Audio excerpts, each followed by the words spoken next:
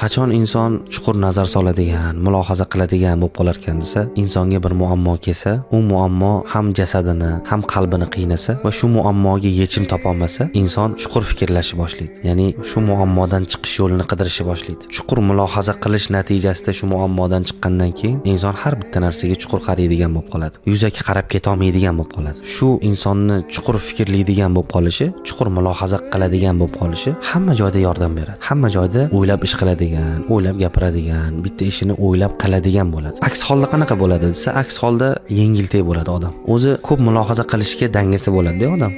Iloji boricha maza qilib olish kerak deydi-yu. Maza qilib oladigan, ko'p mulohaza qilishga kirishmaydigan bo'ladi odatda. Yengiltek bo'ladi. Muammoga kirsa, u muammoga yechim topsa, shu muammoni ustida chuqur mulohaza, chuqur nazar solsa, shu muammoni ustida izlansa, u mana shunaqa oqil odamga aylanadi. Keyin bitta narsaga yuzaki qarolmaydigan bo'lib qoladi. Bitta narsani ustida chuqur qarashi, bitta narsani ustida chuqur mulohaza qilishi yoqtiradigan bo'lib qoladi. Va mana shu o'sha muammoni beradigan eng katta foydasi. Muammo insonga mana shunaqa foyda bersa, haqiqiy foyda hisoblanadi. Haligi gap bor, aqlli odam boshqa bir insonning muammosi ustida izlanib fikrlab, o'sha muammoga o'zi tushmaslikka harakat qiladi. Aqlsiz odam bo'lsa, o'sha muammoga kirgandan keyin fikrlash boshlaydi. O'zi mulohaza, o'zi yechim qidirish boshlaydi.